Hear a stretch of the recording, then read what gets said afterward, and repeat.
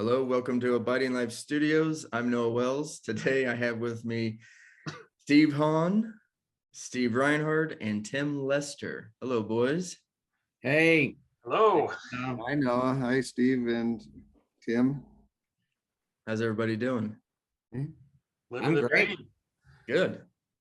All right, well, we had some feedback, right, Steve Reinhard? Yeah, Talk about the feedback we had.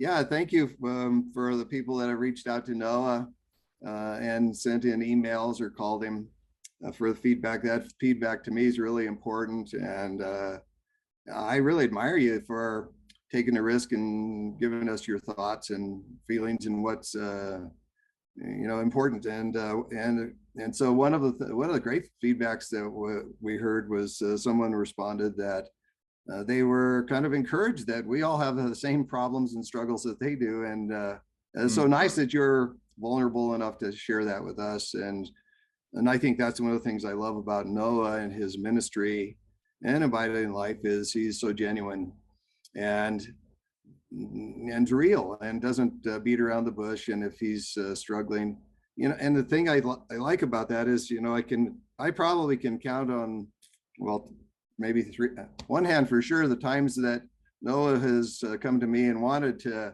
not struggle with something, because it's in the struggle that he finds the presence of the Lord. Is that right, Noah? Yeah, definitely. Yeah, so that's really important to me that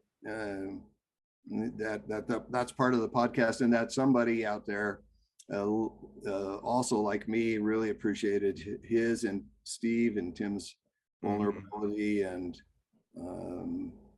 genuineness, and just seeing, and for me it's a real honor to be able to see Christ in those weaknesses and in our flaws, that we don't like them sometimes, but actually I get to see Christ in you guys in that, because you've shared that, and it's like, wow, I get to see him in you that way. And so I really appreciate that. And then we had some feedback that, well, maybe we're not really preaching the abiding life message. And in a sense, that really important feedback is also true, because we're kind of like not doing the step-by-step abiding life process where in some ways, if you abide perfectly, you never feel anxious or you never feel stressed out or depressed.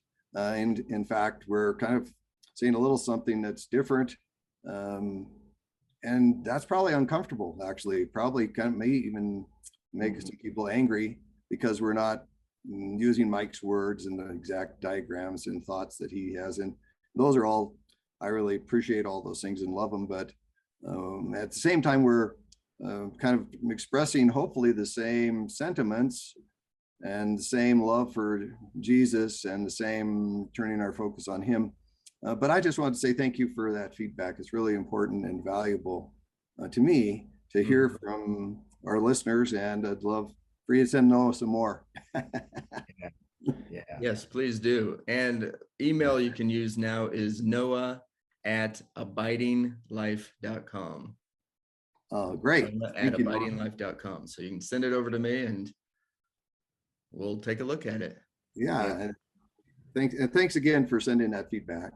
Yeah, Absolutely. yeah, thank you so much. So today we're gonna do a podcast on, we'll see how this goes. I had this thought a while back, and these thoughts pop in my head, and then I start really focusing on them, thinking about them, praying on them. And so this is my question. And even with this question, even myself, a lot of other questions come up when I say it. So anyone who's listening, you're not alone. Okay. I feel the same way you guys do. So the question is God in everything? So I don't know about you guys. I'll let you guys talk in a minute, but for me, I instantly think, oh, well, does God allow, is God in someone getting murdered? Is God in, everything that's bad that goes on in the world? I mean, that's the thing I talk back at it right away, like, well, what about this and this and that? But really I think what God was trying to say when he brought it to me was, I'm in everything of your walk, your spiritual walk, your day-to-day walk, your walk with your family, your friends, everything like that. So what do you guys think about that? Yeah, so can I like jump in with a question? Yes, please. And so if you were to like define that for us, are you saying like God's in this pen here? That, you know, like I've got this mouse here, is that what you're talking about? Like God's in physical things? You know, like this, I got this rock over here and this piece of glass you sent me, is that God? Is that what you're saying? I would say no, I'm not saying that. But at the same time, I guess you could argue that God also made the person that made all that stuff. So Yeah, he was but are in you, that, right? that's not your point though, right? No, it's not my point. No, That, not at all. and so if you were to say, would there be another way you could, like if you were talking to me and, you know, I was diagnosed with cancer a few years back. Are you saying like, well, Steve, did you think God caused your cancer? Is that what you're saying? Or I just want to help knowing what you mean when you say, is God in everything? Yeah, I would say on that, I think God allows things to happen. I think God allows us to have choices. I think that's why God allows murders to happen, people to get sexually abused, because he gives us choice. That's one of the biggest things he gave us is choice. And he does allow that to happen. And then he has to work that into good. So your cancer, I think being sick or things that go wrong with us in a day-to-day life, I think he does, yes, allow that. And honestly, I think it's just to have us go to him or to teach us something, to just constantly have us go to him. Does that answer your question, Steve? Yeah. So your question, and I kind of threw out a scenario may not have fit, but so your question could be, does God allow bad things to happen? Yes. Would that be another way of asking the question? Yeah, I think so. Would I be off track with that, or would that be missing missing something important in what you're saying when you would say God's in everything? Yeah, no, I don't think so. I think it's one of the things people struggle with the most is, why does God allow bad things to happen?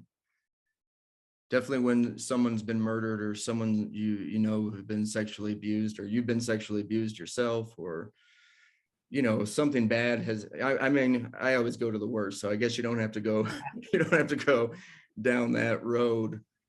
But yeah, I think God does allow those things to happen. And at least for me, when those things do happen, I really see him. I see him work in all those things. Like, I see Jesus, the Jesus I know, I see him. I have a relationship with him in love, in happiness. He's given me all that stuff before. And then I've seen him in depression. I've seen him in sorrow. I've seen him in sexual abuse. I've seen him when I'm suicidal. You know, I've seen him when I'm in the most darkest place ever. And that's the relationships that I have with him that it really mean a lot to me, when I'm really down and I can actually see him. And I guess in that, what does that mean? You know, what are you saying when you're saying you see him? I can see him in people. You know, God does a really good job of bringing people into your life when you're struggling. I've taken walks. I mean, that's how I really got ever close to God, was taking walks and just talking to him and say, okay, God, what can you teach me right now in this while I'm walking? And he always shows up. He always shows me something in what he made, right? He made the trees, he made the grass, he made the wind, you know, and made the mountain. So you get to look around and see all that stuff. And all of a sudden he starts teaching you and all that. So maybe I went way off track, but No, I don't think so. I'd like to jump in here though. yeah, please do. Because basically, we can even raise it a notch. And we can say, why does God allow this? It's why does a loving God allow this? Because that's what I've heard a lot of people say. Why does a loving God allow this to happen? And it's interesting to me because they say that in, just the basis of the question is, I can't believe that a loving God would allow this to happen. Right. And that's the bottom line. And so really, why, the problem of pain, why do we have pain? Why do bad things happen on this earth? And I think if you allow me, I think you need to go back to the whole point of the creation in the first place. I mean, face it, let's just cut to the chase. Why did God create this mess in the first place? If you're going to ask those kind of questions, you can go all the way back to the beginning and say, God knew all of this stuff was going to happen. Yeah. And he still created man. Why? And, in order to answer that, you have to understand why he created the world to begin with.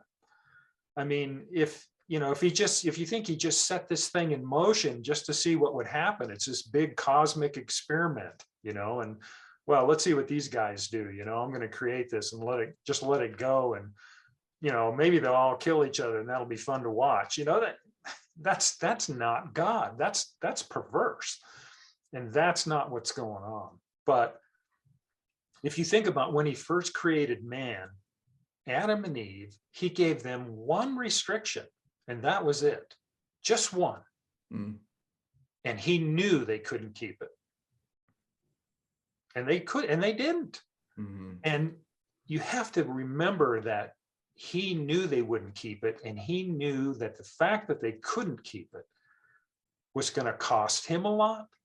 And it was going to cost Jesus a lot. And the reason he created this mess is that he can have a relationship with man. It seems bizarre, but that's why he wants a relationship. And Noah, you had said choice. He had given them choice. He gave Cain and Abel choice. They came with offerings. Cain was angry. And God said, sin's crouching at the door, but you have to master it. Could God have stopped Cain from murdering Abel? Absolutely. Did he? No, he didn't, because he gave him choice. Without choice, you're a robot. You're programmed. Who wants that? Yeah. I think the Bible tells a story of God wanting to love us, or does love us, and us wanting to love him and establish that relationship. Okay, so we have that. Well, what does that mean? Bottom line is that man has choice. And we've seen throughout history up to this very point, a lot of suffering. But the majority of it is man putting hurt on man. Is God behind that? No. God doesn't cause me to go and hurt somebody. I choose to go do that. And, nowadays, we have, Russian troops mashing on the border of Ukraine. We have China flexing their muscles in the South China Sea. We have, all this COVID stuff going on and people getting all hacked because they have to wear a mask. Just every time you get in the car and drive, I don't know about you guys, but I think people in Colorado are the worst drivers in the world. And you're taking your life in your hands. And why? And you just have to look at that and say, there's a problem there. And so, we talk about axe murders and just, shootings and molestations and murders and all this bad stuff. Why didn't God stop it? Okay, let's say that. Why didn't God stop it? Where's the line? Where's the line that you stop it? looking at somebody angry or getting angry at somebody? Is that where you stop it? Mhm. And what's God supposed to do about it if he wants a relationship with us? Is he supposed to just, cause a bolt of lightning to come out and strike those selective people? No, he's not going to do that. That's not the way it works. He's allowing us to go in our lives. And the problem with that is that we think we're good, right? Those guys over there, they're bad. Mhm. I'm good, but those guys are bad. And so go handle those guys and stop them from doing that, right? Well, I've put a lot of hurt on people. Now, I haven't physically hurt people, but I've sure emotionally hurt people. I Mhm. mean, seriously hurt them. And I'm not proud of it. And at the time, I was just an idiot. But, should God have handled me at that time? Or should he be patient with me? And one of the key verses for me is in Romans, and it says, what if God, although willing to demonstrate his wrath and to make his power known, endured with much patience vessels of wrath prepared for destruction. And he did so in order that he may show the riches of his glory to vessels of mercy prepared beforehand for glory, even us. Mhm. So the bottom line is God is just being patient with everybody and giving everybody the opportunity to come to Jesus, because that is the basis of our relationship with him. And it's not his fault. He's given every opportunity for people to come to him throughout the ages. And here we are. And man is just a big mess. And they all need Jesus. Sorry about that long pontification, but to me, you have to look at that basic question. Okay, so you want God to take care of this problem. Where does he start? Does he start with you? Mhm. Who does he start with? Well, yeah, and I think you brought up a good point of the importance of choice, and what popped in my head. How's a relationship is so much more special if you get to choose that relationship, right? Like Amen. you guys all get to choose to be my friend, to come on these podcasts. That's way more special to me, unless I had to force you guys onto it, that's not very fun for anybody. So it is really cool how God does that. He is so relationship based. He wants us to choose him in friendship, right? Yes. So anybody else? Well, yeah, no, can I just tag on to what you said about relationship? Just a very few years back, I was having a conversation with a guy, and I want to say, if he'll never figure out that he'll probably never hear this, but I was having a really good, I treasure this guy's friendship, but we were just having a conversation about this very issue. And he respectfully said, yeah, I don't buy that whole God had to do it the way he did it thing. And I said, well, tell me about that. And he says, well, you have told me that God is incredibly brilliant. And he said, I don't disagree with that. Mhm. As a matter of fact, he's more intelligent than anybody else on the planet. So he said, here's my deal. I don't like the fact that God, he says, I'm going off of what you've said, Tim. I don't like the fact that God gives me a choice. I don't like that there's suffering in the world. And he listed 4 or 5 situations that were obviously either impacting him or ones that he loved. And then he named 4 or 5 others that were sort of on a bigger scale. And he said, I think if God's so smart, he should have figured out a way to do that without letting all that hurt happen. And so I said, what would that be? And he says, oh, he just make us all, he says, I believe God is really, whoever he is really strong, really smart, and really all powerful. So I think he should have just made us all do the right thing. And that's what, man, I mean, he was, kudos for him saying what he's thinking. And I thanked him that he would be honest enough to say what I believe a lot of other people are thinking. And I asked him, what's your motivation? He says, I don't have anything in me that knows how to deal with the hurt in life.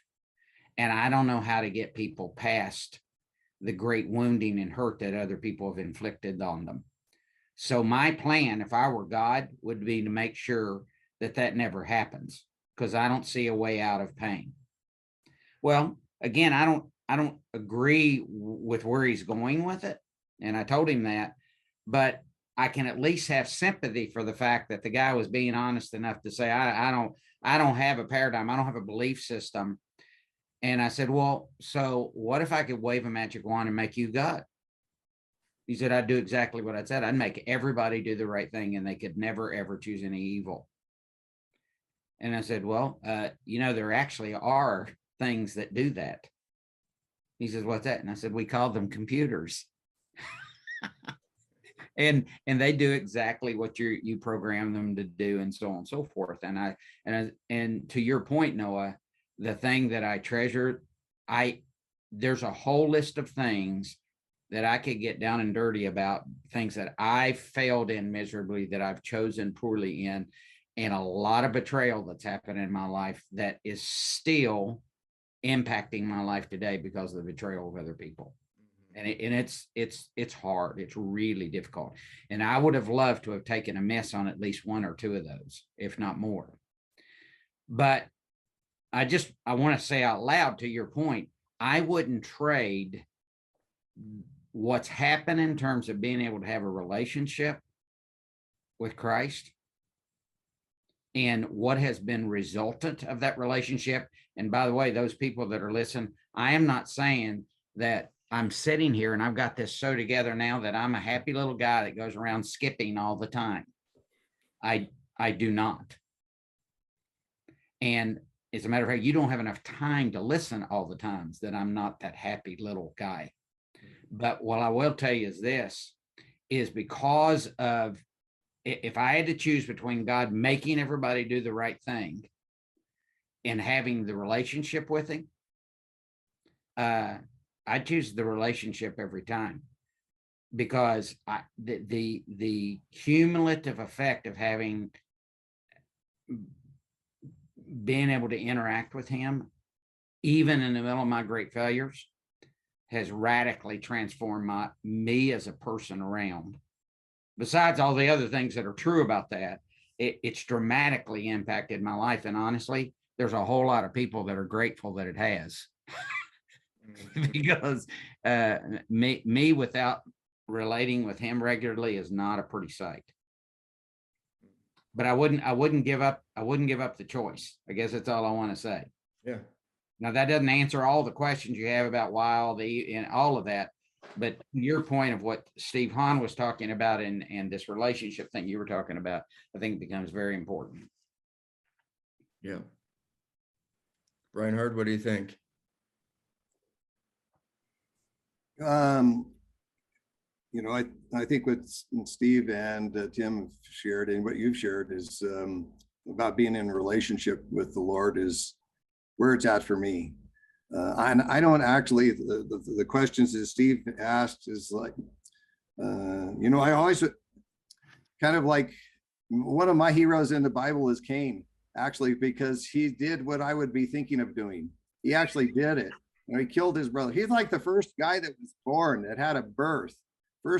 So our first ancestor that was born murdered his brother.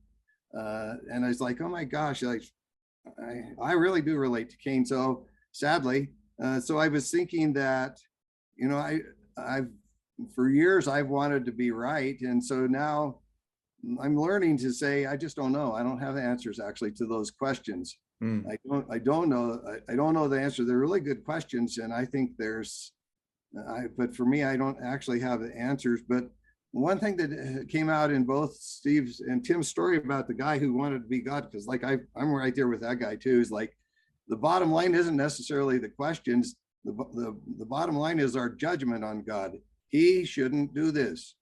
He should be different.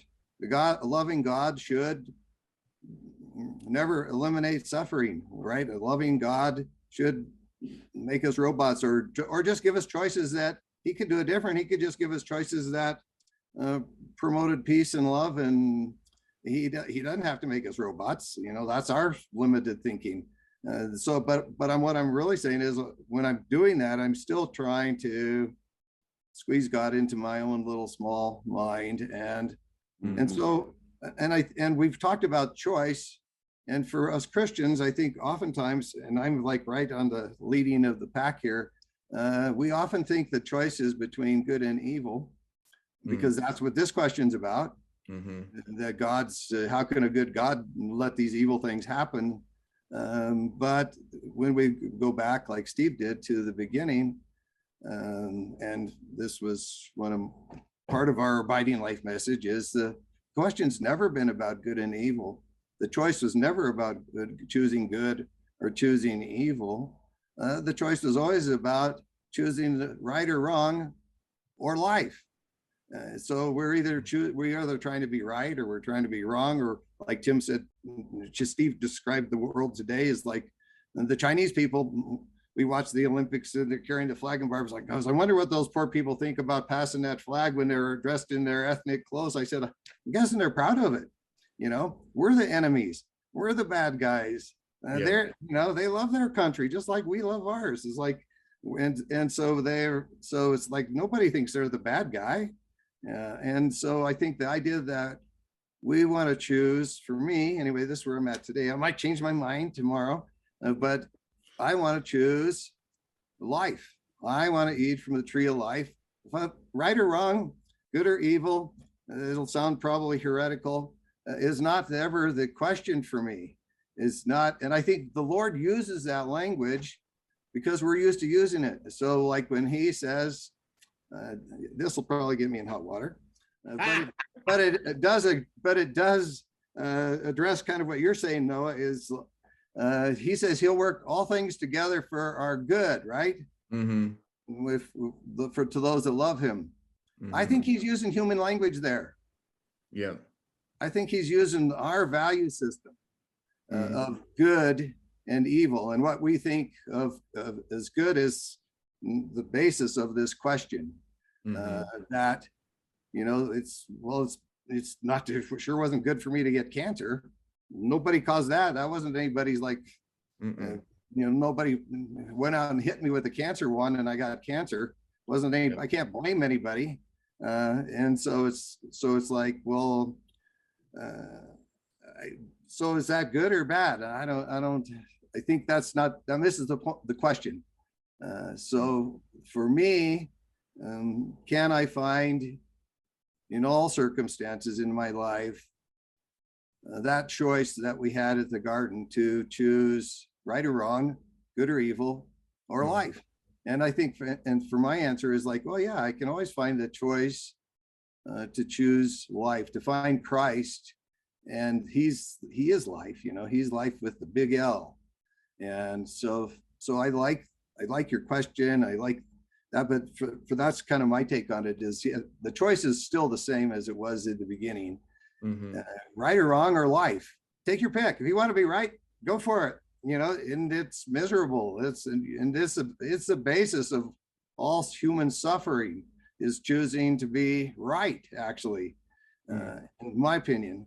But we can avoid a lot of that by finding ourselves in the midst of tremendous suffering and finding life by choosing Jesus, by looking at him. Like you said, I can see Jesus.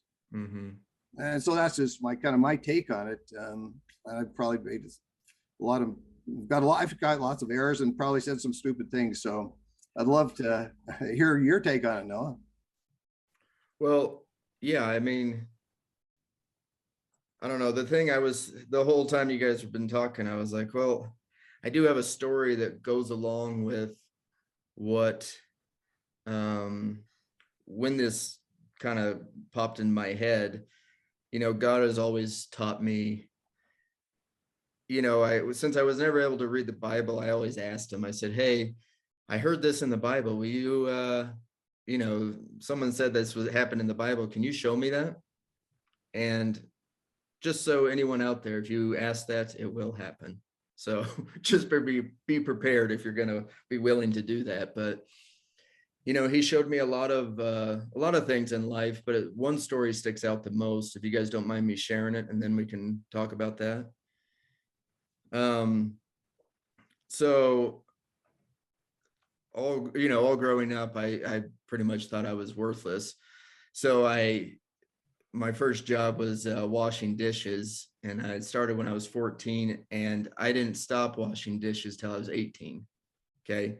Because I thought there's no way I'm worth anything else than just washing dishes at a restaurant. So, you just wash, 18. I finally had enough courage to go, okay, you know what? I think I'm going to go for a different kind of job. And there was in the classifieds, back then we didn't have all the technology now, but I looked at the classifieds and a wheelchair company was hiring for a tech guy to come and fix wheelchairs. And I was like, whoa, that'd be cool. Helping, disabled people. That'd be awesome to fix their wheelchairs for them. So I went in, got an application. I think my dad filled it out for me. I turned it back in, and then I had an interview. So I went into the interview, and the guy was really nice. He was the owner of it. And I told him, hey, just so you know, I can't read, but back then, I mean, I was in second grade reading then. So I was 19 at this point and, barely could read. And I said, just so you know, I can barely read anything, but if you show me how to do it, I can do it. You only have to show me once. My brain will remember it, and I'll do it every time this exact same way you showed me. And he goes, oh, that's great. It's exactly what I want. Can you start Monday? And I said, yes. So Monday came, and my mom needed my truck for some reason. So she had to drop me off, and it was, it's about probably a 30-minute drive from our house at that time. So she dropped me off with my lunch, and I went in, skipping in there, so happy, ready to rock and roll on these wheelchairs. And when I get there, the boss isn't there. There's, the manager guy's there. So I get there, and the guy hands me this book that's like 8 inches thick. And he goes, here, this is what you got to do all day today. Just read this book. And I said, oh man, maybe the owner didn't tell you, but I can't read. There's no way I can do that, but you can show me. And as soon as I said that, he goes, you can't read? You're fired then. And it was just that easy. I was just done. And I was like, well, wait a minute. All you have to do is show me. You can just, no, you can't read. You can't make it in this job. You're done. And so with him laughing in itself, normally I'd get pretty mad about that, but God would not let me get mad. So I went up, and, this is before cell phones. So I had to call mom. I left a message on our answer machine, say, hey, got fired already, can't read. Can you come pick me up? And I said, I'll just be outside waiting for you. So when I was leaving, I went by like where they all are. There's like 4 of the guys just there. And when I was leaving, they were all laughing and making fun of me because I couldn't read. The main guy goes, that idiot can't even read. Oh, and they're all laughing, just having a great time. And I thought, well, this is still, can I get mad now, God? And he still wouldn't let me get mad.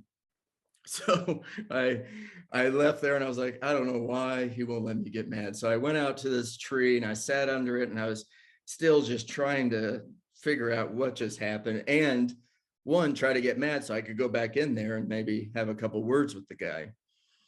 Still, God would not let me get mad. I waited there probably 45 minutes, and I thought, man, I might as well just start walking home. So I stand up and I start walking, and it hadn't been maybe 5 minutes of walking down the street, and the area wasn't the best area. Okay, it was pretty bad down there. So I start walking, and all of a sudden a guy in a beat up old tow truck, it looked like he bought it from a junkyard and ripped all the stickers off of it. It was all rusted. He drove by me really slow, and he was looking at me, and we kind of looked at each other. And then he turned off a street and then stopped, and I could see him like looking back at me. And I'm telling you right now, I have no idea why I went to his truck. Like, I just crossed the street, went right to him. And I said, hey, how's it going? And he goes, good. You need some help? And I said, yeah. Can I pay you like $20 to drive me to Littleton? And he goes, yeah, get in. And he was probably I would say late 50s. So I was like, oh yeah, why not get into a stranger's car? Why not? So I jump in the guy's car and we're driving, and at first I start like kind of looking around like, okay, if he does anything, can I bash him over the head with something? You start looking around like, okay, what's around his car? I think there was a bottle or something. And still God was just like, no, just be at peace, right? So I was just sitting there talking to him. He's asking me questions about if I have a girlfriend or not. I'm telling him no. And so about halfway in the trip, he starts rubbing his crotch in a very inappropriate way. And he just keeps doing it. And I'm like, oh my goodness, God, what have I got myself into? The whole time I'm talking to God, like, God, why did I get in this truck? What have I done? And all of a sudden, God tells me, ask him if he believes in Jesus. And I said, well, are you crazy? I'm not asking this guy if he believes in Jesus. This guy's a nut. I don't know what he'll do. I'm not doing that. And then he goes, ask him. I'm like, no, not doing it. And I don't know about you guys, but if you ever had God ask you to do something and you're flat out saying no to him, your spirit starts feeling it pretty good. So I finally turned to him and I was like, I'm sure my voice was all crackly. And I was like, so I have a question for you. He's like, yeah, go ahead. While he's still doing what he was doing. And I said, do you believe in Jesus? And he completely stops doing what he's doing, puts his other hand on the steering wheel, and he just is staring like straight ahead, doesn't say a word. And this silence went on for about 2 minutes, maybe 3. And finally he turned to me and goes, yeah, I think I do. And I told God, I said, okay, God, do you want me to say anything else right now? This is the moment, right? I can start talking to him about Jesus. And God said, nope, that's it. And that was it. We didn't say another word to each other. He dropped me off. I gave him the $20. He took me right to my house. He left. So the whole point of that story is, it's so crazy to me how God he allowed me to step out, go get the job. He allowed me to, like, in other words, be embarrassed, right? Or be ashamed or get made fun of. He allowed all that to happen. He didn't allow me to get mad. He allowed all that stuff to happen, all this whole process of stuff to happen for me to get into some stranger's truck just to ask him one single question. Do you believe in Jesus? He didn't want me to do anything else. He didn't want me to start sharing with him, try to get him to accept Christ.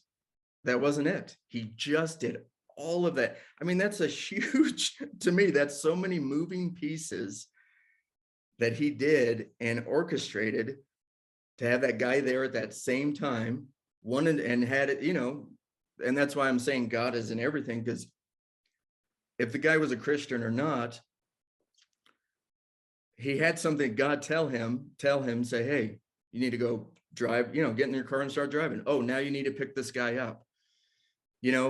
All that had to happen just so I had to ask him that one question. And I think that is what's so unique about God and how cool it is. And, of course, you can always have other stories that are really terrible that happen, but still, God orchestrates all that just for a question. So what do you guys think about that? Like, do you think have you guys ever had something like that, or a story like that's happened, or something that makes you think, oh man, God was in all of this? Like, you look back and you're like, wow, God was in that whole movement. All those pieces came all together so I could just do this one thing. So what do you guys think of that? Yeah, I like that story, and I like how you tell it, and how you learn from it. I just wonder if you were more like me and just disobeyed and didn't ever answer the question, how would you feel about that? Yeah, if I would have never said that to him. Because I actually don't have a problem hearing God's voice and saying no. Yeah. So, I mean, I do, but I don't. I still, or maybe you never see the upside to it, you know, maybe you jump in a, I know this probably wouldn't happen with you, but maybe somebody picks you up, they're a nice person, they're not whacking off, and they're just drive you home and say, oh no, you keep your 20. Mm-hmm. Right. What would you say to that? You know, it's like, I guess that would be my question, is like, if I'm going to see God in everything, I don't really want to see him in everything. Yeah, I guess for me, I mean, I've picked up hitchhikers before too, and we haven't talked about anything about Jesus. I help, you know, you help them out and you drop them off and that's it. And you don't think anything of it. So yeah, I guess, but yeah, I mean, at the same time, I can still see that Jesus is in that, because Jesus also told me to, or at least gave me the urge to go pick the person up. But I don't know if I'm answering your question or not. Yeah, because my question is kind of, I like your story because you can see Christ in it, and it's a scary proposition, and not being able to feel anger. I would feel anger just with that, you know, like if I can't feel anger, I'm gonna like screw that, because I'm scared, and my go-to emotion when I'm scared is anger. It's Yeah. like, Oh, absolutely. That's why so I'd have been afraid after I got fired. I mean, I'd have been afraid when I got fired. I'd have been afraid showing up at the job, and this is just me. I'd have been afraid having your dad fill out an application for something I didn't know what I was going to do. Yeah. And then to have some nutty guy pick me up, I would have been like terrified, and to not feel anger would have been, you know, I would have been really angry with God, actually, probably, along with that guy. So I was just wondering, you know, how that would shake out for you in that scary situation, because would be terrifying for most of us. Would be for me. Yeah, and if I look back, I think I was terrified, because that's why I was looking around for a bottle or something to bash him in the face with, you know. And I remember seeing a glass bottle there, so I was like, well, at least I can protect myself, you know. And yeah, I think not getting angry, yeah, it makes you, I don't know why he stopped my anger. I mean, obviously I needed to be in that certain spot at that time, but because if not, I probably would have gone in and just started punching everybody I could find. But, you know, God did allow, for some reason, you know, God allowed me to not be angry. And you're right, Steve. I mean, that is my go-to when I get scared. Yeah, I'm going to get angry. And so then when I was sitting by that tree, I just remember, like, there's no point in what I'm doing. Like, I'm just sitting here overthinking this, and like, there's nothing I can do. So why not just walk it off a little bit? Maybe I can kick a rock really hard down the street or something, or, you know, get some sort of, you know, feeling out. But yeah, it is. And to your point, I've had God tell me to say something to somebody and I don't do it. And my thought always is like, well, I just wasn't the one who did it. You know, there's someone else that will do it, or maybe there's not. But I always think, you know, God already knew I wasn't going to say it if I hadn't said it. Does that make sense? Or am I going all crazy now?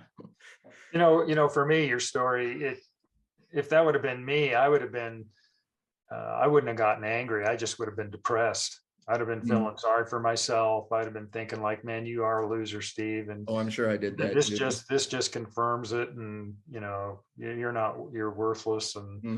And the fact that you kept talking to God, I would have been blaming God. I'd been saying like, God, why'd you make me like this? Why did you give me dyslexia?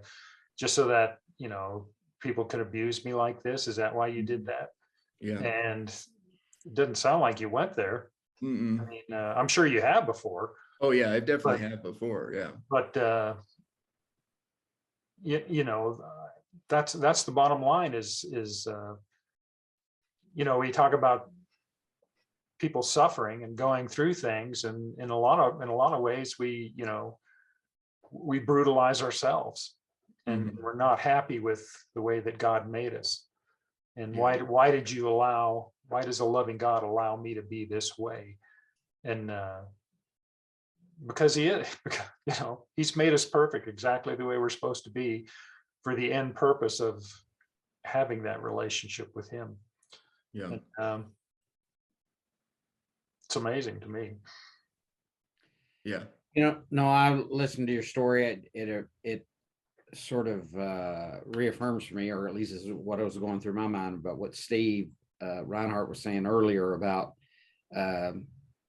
it's neither good nor bad. There's life. I'm going to choose life in the middle of whatever's coming down, and certainly won't go into the details. But while you're telling your story, I'm thinking about, literally, I went through about 5 decisions I've made in my life that were really bad. And then I went through just trying to process what you guys have been saying, and about 5 decisions. And there's a lot more that really were just boneheaded, stupid, ignorant, whatever superlative you care to use.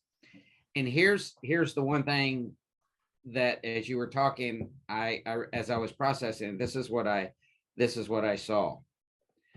In the middle of choosing the 5 goods and the 5 bads, one, clearly Christ was still working.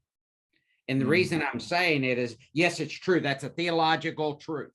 That is a reality. That's what God said.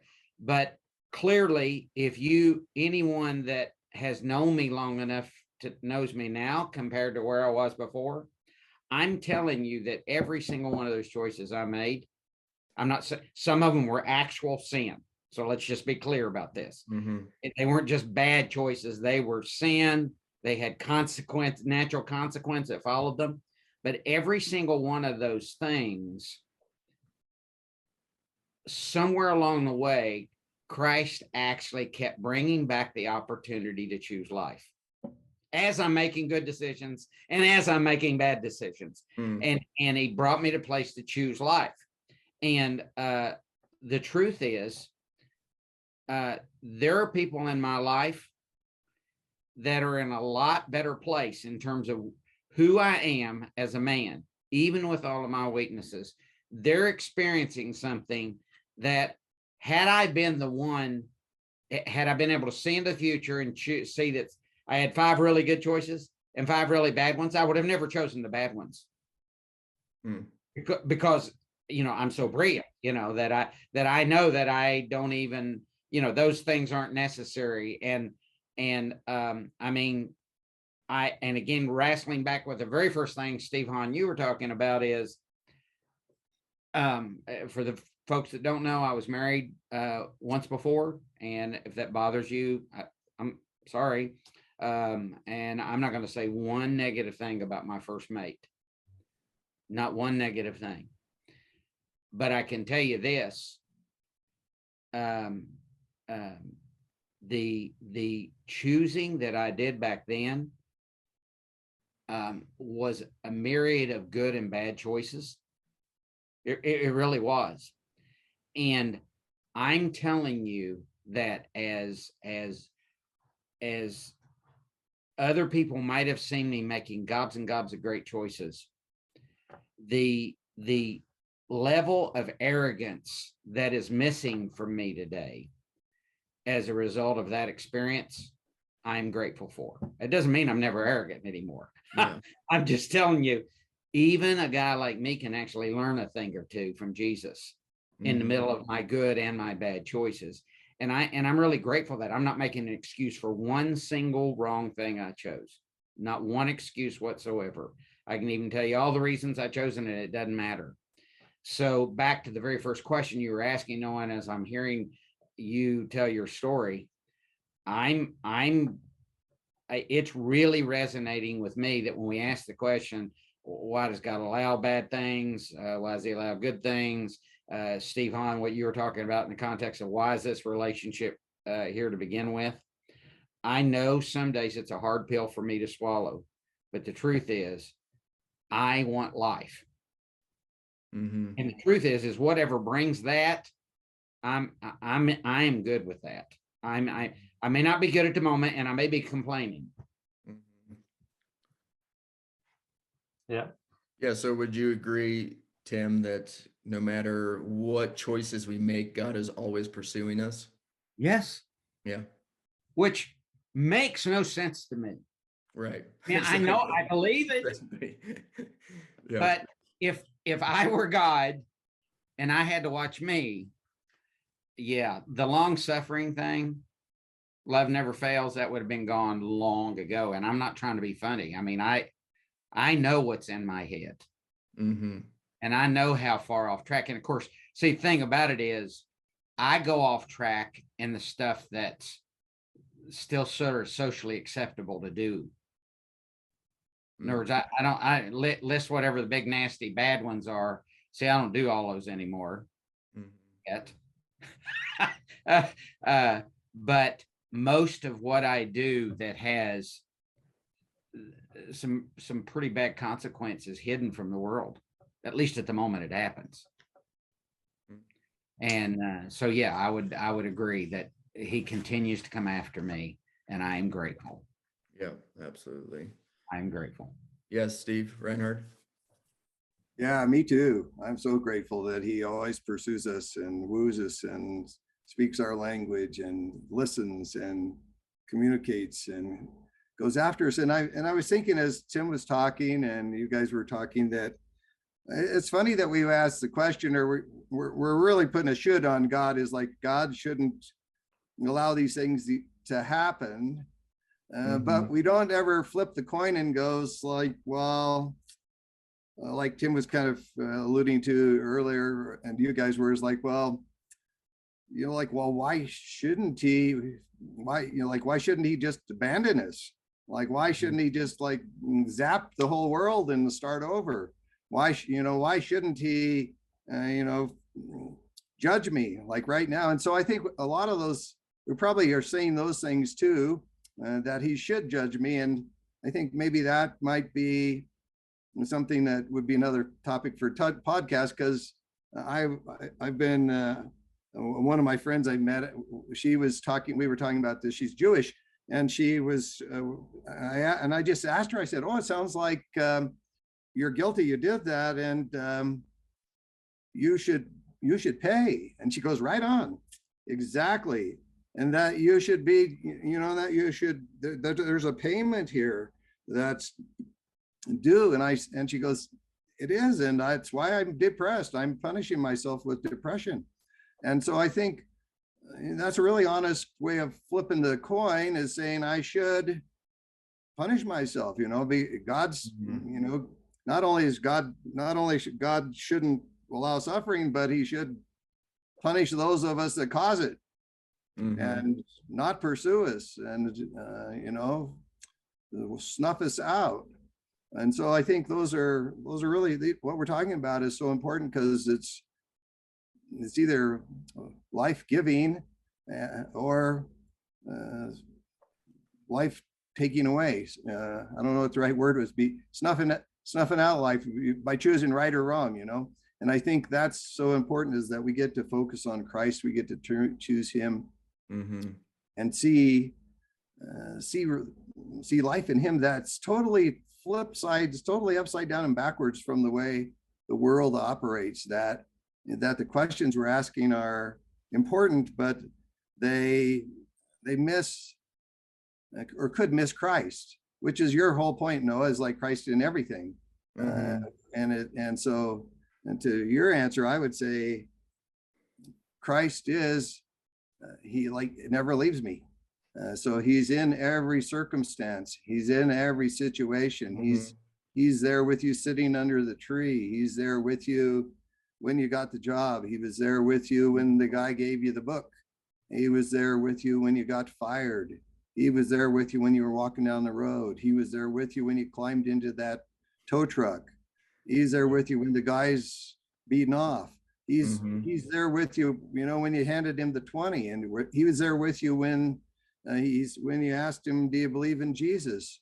And I think that for me is the real crux of the question you're asking is there any place or any circumstance where he isn't? where he's gonna like let me go on my own. Mhm. Yeah. So do you think? Yeah. So do you think it's more of? I think Steve and I, you and I have talked about this before, but do you think it's we get to choose if we get to see it? We get to choose if we see God in something, right? Because sometimes I can choose not to see God in something that something bad happened. I can just say, no, I don't think God was there. But really, God is in everything. So we really get the choice to say, no, God was in all of that. I can even, like, while everyone's talking, I can look back in the sexual abuse stuff and I can see God in that. I can see that God was there with me and how much he's taught me through all that. I mean, if you ask me right now, Noah, blink of an eye will take it away from you. I'd say no, because I've learned so much from it. Yeah, to me, when I hear you say that, I understand what you're saying, but I don't think God caused that stuff. I mean, he wasn't behind the sexual abuse. I mean, that's abhorrent to him, but he didn't stop it. Yeah, he didn't stop it because he allowed the other guy to do what he did. Yeah, I mean, it's there was someone else in the house that could have come down if God would have just said, go downstairs. Right. He could have stopped it, but he didn't.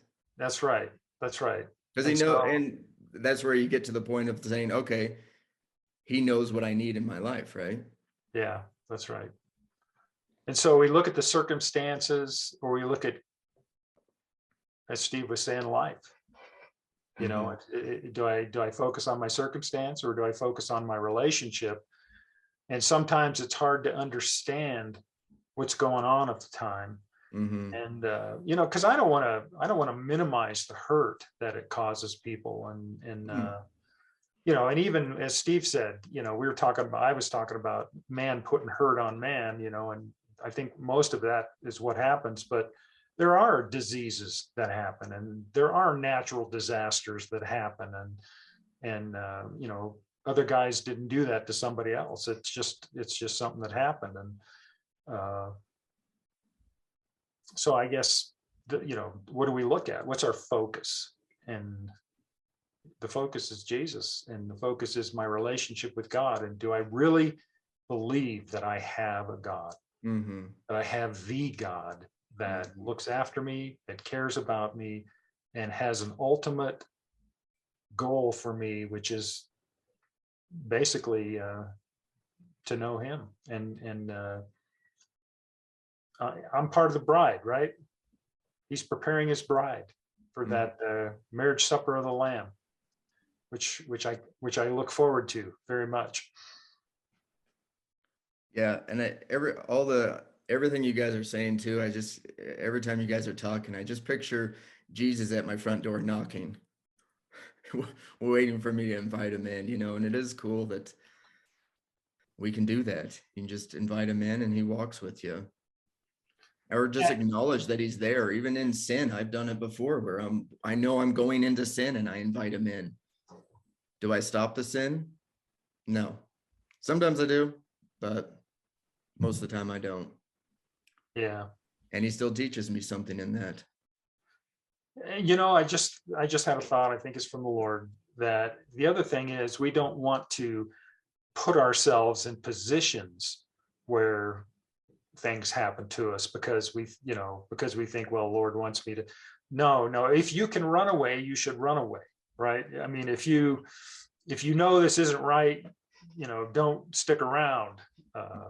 That's not what we're saying, that you just have to let God. Do you know what I'm saying? Is that, some people will take this and go like, oh gosh, that person wants to molest me, I guess I should just sit here and let it happen. Yeah. No. I was in India one time, Steve, walking through a village, and I was with this kid, and we saw all these people running this one direction. I said, where are they going? We ought to go see what's happening. He goes, no, those guys we don't want to go where there's happening. I just heard that, like somebody got stabbed over playing dominoes, and all those guys are going down there to beat them with those big sticks. It's like, well, good, let's go home. We definitely don't need to put ourselves in positions where it's like, oh, I got to go see how God comes through on this one. Exactly. Tim, You're you're muted, muted. Tim. Muted, Tim. Yeah, to your point, the Apostle Paul made I love it because it was kind of one of his more common sense statements he made, because he says some really deep stuff that I still don't get. But he says, look, if you find yourself in some kind of bondage or something, a situation or circumstance that is difficult, bad, even oppressive, do everything you can do to get out of it. That's a good thing. Yeah, amen.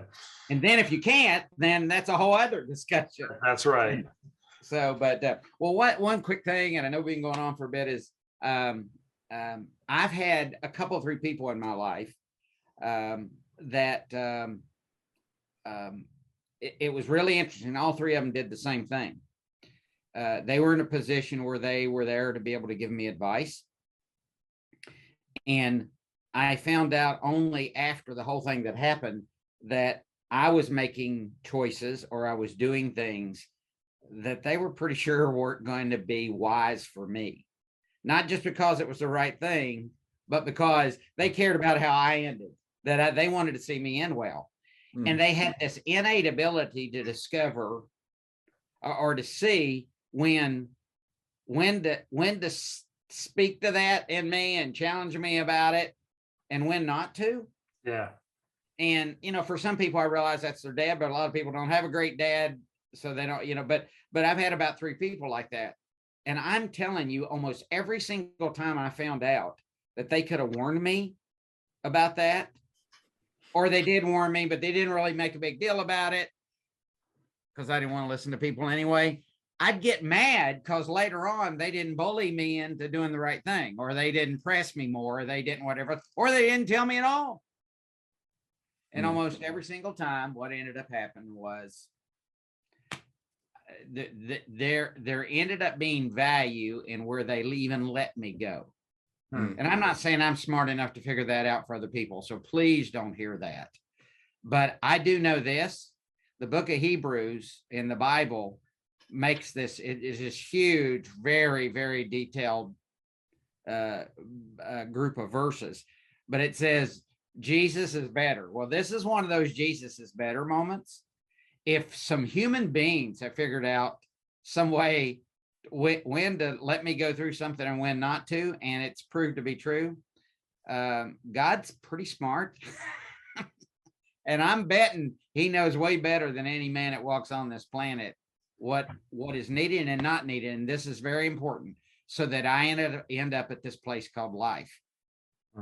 Life for him. And whatever gets me there, that really is what I want, although I'm probably going to be complaining about what that was next week. The whatever thing that might get me to the place called life. Right. So that's all the words I've got. Well, I just, in my head, I start thinking, oh no, I said something dumb. No, you said something dumb. You're going to get hammered now. So I just want to clarify, when I say I invite, basically I want to ask you guys, what do you guys think about, we'll wait for Steve to come back. What do you guys think about when I say, I know I'm about to go do a sin and I invite Jesus in? What is your thoughts on that when I say something like that? Yeah, that's a good question. What does that mean to invite Jesus in? To me, it's, I've struggled with that, but for me, it just comes down to my relationship. And the more I have this relationship, the more it's real. And I communicate with the Lord, and he communicates with me. And so if something comes up and it looks like I shouldn't be doing that, what has kept me from doing that is the thought that, number one, I do have a choice. And, because I used to think that, well, I'm powerless, I'm just a sinner. I can't do this. And well, I can, because I'm a new creation, and I have Christ dwelling in me, and I can make the right choice. And not because of me, but because of who dwells in me and who my relationship is with. And I don't want to cut that off. Mhm. So, I try to choose him. Do I all the time? I think no, but I do a lot, Yeah. and I do more and more than I ever have. Yeah. Because that's growth to me. That's just growing in your relationship with Jesus. Well, yeah, for me, I just like to, and for me, I know he's there anyways. So I just wanted to acknowledge that he's there. Yes. And then I always want to see what he's going to do with it. And I like that. Yeah. So that's why I've been trying to do it more and more in my life, is just invite him in when I'm going to be a bonehead, it's just like, just be with me. I know you're here anyways. I'm acknowledging you here. Teach me something. Right. Or don't teach me anything. Just know that I know you're here. Yeah. I think You're way ahead of me. Usually I mess up first, and well, then trust me, I do the same thing. I'm just then saying I things try. come back. But for me, the experience, and let's just say, our marriages. I mean, Mm-hmm. I know you guys have perfect marriages. I'm a knucklehead, and Yeah. I say things and just Oh. hurts my wife, and Mm-hmm. you can just tell when you've put your foot in your mouth and you've done something wrong, and for me at that point it becomes the Lord just speaks to you and says, Steve, you really need to say something. You need to apologize. You need, and it's that is choosing life. Mm-hmm. Because when you go to your wife and you hug her and you say, hon, I'm such an idiot, and I just wish that I would have said that, and I apologize, and would you forgive me? Because I need you. And what you're doing is you're giving life. You're choosing life by basically dying to yourself, and you're saying, I'm giving life to my wife is what I'm doing. Yeah. And that's what choosing life is. Yeah. To me, that's part of it, because when you walk away, you're healed too. And it's just a wonderful thing to experience, instead of just going through life miserable and angry, and you sleep as far away from your wife as you can on the bed because you're mad at I'm done with that stuff. That there's no life in that. No. So Yeah. I don't know if that answered the question, but No, it did. Yeah. I mean, yeah, it goes back to what we were talking about too, is just, do you want to be right? Do I have to be right? That's right. Right or wrong, right? Yeah. I'm choosing the tree of good and evil, or I'm choosing life. Yeah. Well, no, I would just very briefly say, the question was, when I talk about that, if I'm struggling or if I want to go sin, that I invite Christ into all that. This is going to sound awfully pragmatic or practical or frankly, probably simple. But actually, that's okay for me, because this very issue I've struggled with again and again. And it's why I love that your emphasis is on this. In the Ephesians letter, the Apostle Paul makes a really interesting statement. He says that that Christ will give me both the desire and the ability to obey at a particular moment. And I believe that passage is actually in the context of when I'm perhaps not all that excited about obeying. So my point is this: I have times in my life today, right now, while we're having these conversations, sin doesn't make any sense to me at all. I mean, I can see it clearly. What you were saying, brother, about choosing life, I am all in on that, and especially as it relates to my wife. But the truth is there are plenty of days when I do want to be right. I do. And not only that, I'm convinced I am right, and all of y'all don't know what you're talking about. I was going to say you are right. Yeah. I mean, it is what it is. And on those days, I am not interested in having my desires changed. And frankly, I'm not interested in the ability to change, because that's just how bad my attitude is, my whatever it is that's wrong at that particular moment. And Noah, so for me, every time you say invite Christ into this, for me, it is the only hope I have of even having my desires change. I mean, I'm not saying Jesus has left me. I'm not, all those things. No, I'm not all that. But I want the relationship with Christ. I mean, the reason I walk with him is because he actually begins to place desire in me that I honestly don't have at times. Amen. And for me, it's the dividing place. And anybody that might listen to this somewhere down the road, if you listen this far and you're going, so what in the world? Well, why are you ever any better than anybody else? Well, number one, I'm not. But I do have one leg up on you if you don't have Christ in you. The amazing power of Christ that resides in me has the ability to do something in me, to create desires that I would never get to. As a matter to be worse than you as a person that doesn't have Christ. I have the ability to do way worse than you ever think about doing.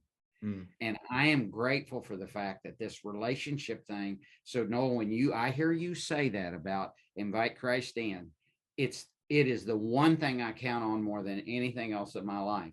That Christ is looking for ways. He's actively pursuing me, and not only pursuing me, but he is willing to, and I'm going to use this word, miraculously work in a particular moment. It is beyond human. It is truly supernatural.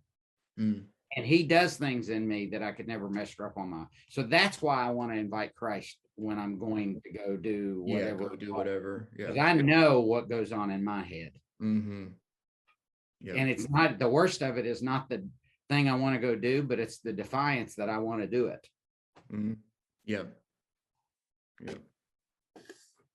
All right. Well, I think we've gone above and beyond our time limit here. Thank you for anybody who's going to listen to this. 20 minutes ago. Yeah. So thank you for anyone who's going to listen to this whole thing. So anybody have anything else to say before are we good to go? Done? Yeah. Okay. Yet again, thanks so much, guys, for your input, your honesty, your hearts. Honesty is huge for me. I love hearing. This sounds bad if I say I love hearing you guys struggle. So because it makes me not feel so alone. So I at least belong to you guys, and thank you for that. Well, I feel bad for you.